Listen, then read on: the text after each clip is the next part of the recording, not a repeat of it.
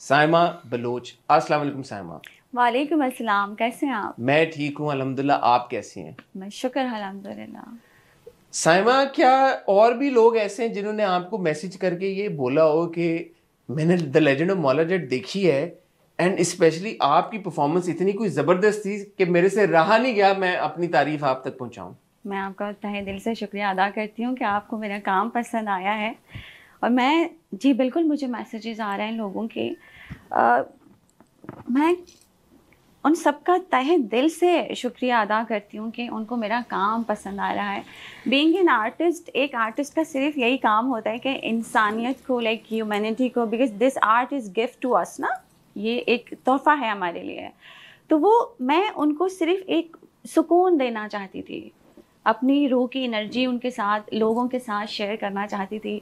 जो चीज़ आप फील कर रहे हैं, that is my soul, that is my connection, that is my pure energy that I wanted to give to the human.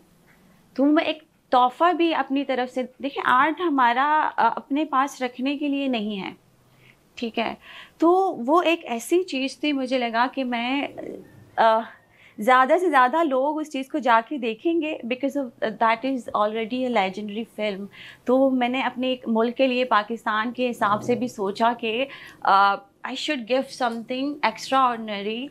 तो I try to give something universal to the world basically. I am not saying only Pakistan. I'm just saying that I wanted to give something to the human, a human being, a sake of human.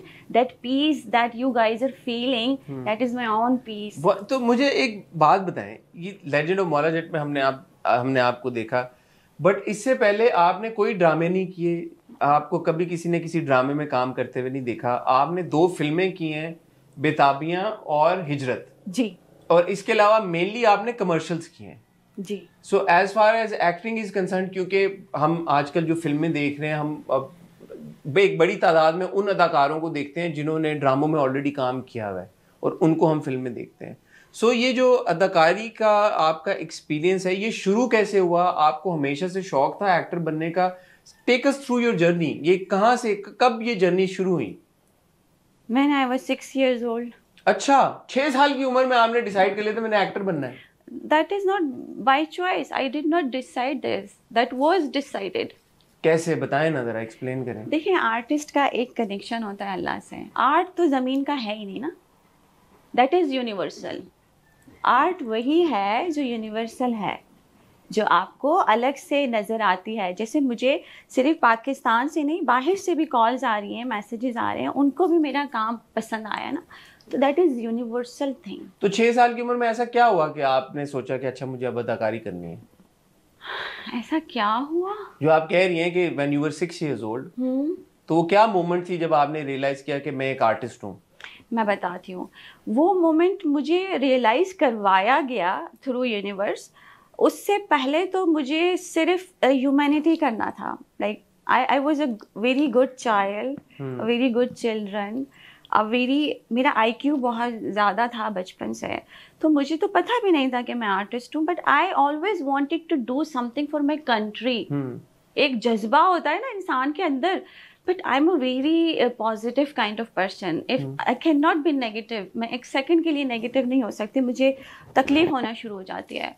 तो फिर वो मुल्क की भी बात आती थी, वो एक सोच अंदर से बचपन से डेवलप है मेरे अंदर। तो मैं ये सोचती हूँ कि ये सोच तो मैंने तो नहीं डाली अपने अंदर, और मेरे घर में दूर दूर तक इन सब चीज़ों का कोई ताल्लुक नहीं। अब ये आपकी एक अभी खबर भी चली है कि आप एक बड़ी कंजर्वेटिव फैमिली से आपका ताल्लुक है। ईरानी बलोच फैमिली है, और वो आपको सपोर्ट फैमिली की तरफ से शायद नहीं थी कि आप एक्टिंग में जाएं, क्योंकि किसी ने एक्टिंग सोच भी नहीं सकता था कि कोई एक्टिंग करेगा। जी बिल्कुल। मैं यहाँ पे इसको करेक्ट करने लगी हूँ कि कुछ दिन पहले मेरा इंटरव्यू लिया गया और उसमें उन्होंने कहा दिया साइमा बलोच ने घर छोड़ा। उन्होंने बहुत बातें सुनी। देखिए, मेरी बात गलत कन्वे की जा रही है। मैं ये कह रही हूँ कि our family is very spiritual. We are Baloch basically, we Baloch are actually very spiritual. देखें, आप जब घर से कदम ही नहीं रख रहे हो, तो आप जैसे 3 दिन के आप इत्तिकाफ में बैठते हैं, तो हम तो निकलते ही नहीं हैं। तो वो ऑलरेडी एक चीज़, आप उस जोन में चले जाते हैं, क्योंकि मेरे रूट्स मेरे रूट्स तो वही हैं और वो मैं कभी नहीं भूलूंगी, चाहे मैं वो घर से निकलूं या नहीं निकलूं।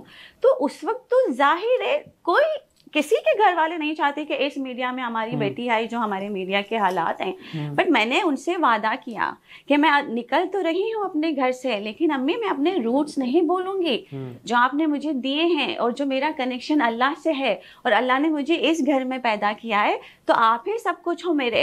लेकिन मुझे ज़िंदगी में एक मौका दीजिए कि जो मेरी अपनी जर्नी है, मेरा अपना एक रास्ता है, मेरा अपना जो अल्लाह के साथ कनेक्शन है। My mother is very spiritual.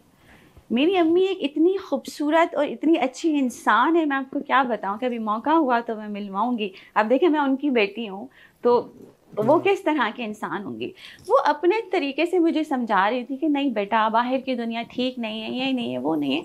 तो मैंने उनसे कहा आप दुआ कीजिए, आप सिर्फ दुआ कीजिए और मुझे मेरे रास्ते जाने दीजिए। तो बाद में ये हुआ कि ये बच्ची है, कुछ दिन चली जाएगी, वापस आ जाएगी। उन्होंने मुझे सपोर्ट किया, मेरे भाई मेरे साथ थे, हमने घर ढूंढा। देखें बाहर तो किसी लड़की का इंडिपेंडेंट होना इट्स वेरी नॉर्मल। तो हमारे यहाँ इस तरह हेडलाइन क्यों लगाया क्या घर छोड़ा, मिसकम्युनिकेशन एग्जैक्टली। उसकी वजह ये है कि आपको पता है मेरी शूट की क्या टाइमिंग्स हैं। मेरे सब घर वाले सुबह फजर के टाइम उठ जाते हैं, फिर उनका अपना खाना, बच्चे, भाभी और ये सारी चीज़ें हैं। तो आपको पता है हमारे शूट की क्या टाइमिंग्स होती हैं। सुबह 3 बजे पिक करवा रहे हैं, तो दैट वाज नॉट पॉसिबल कि मैं उनको डिस्टर्ब करूँ अपनी किसी वजह की वजह से। बट इज जो फैमिली है वो कराची में ही होते हैं, वो कहीं और है? दे आर इन कराची में। अच्छा, One sister is in England. ठीक है। तो ये कोई मिसअंडरस्टैंडिंग होगी भाई, ऐसी बात नहीं है कि घर से खुदा ना खास्ता उनका ताल्लुक डिस्कनेक्ट हो गया है। She is very much connected with her house और घर पे माशाल्लाह सब बहुत सपोर्ट कर रहे हैं। उनकी सपोर्ट और इनकरेजमेंट से ही सामा इंडस्ट्री का हिस्सा बनी है। But now I'm in my house. मैं सिर्फ वहीं से काम के लिए बाहर निकलती हूँ। मुझे बाद में रियलाइज हुआ कि मेरा काम इतना है नहीं कि मैं बाहर रहूं, ठीक है ना।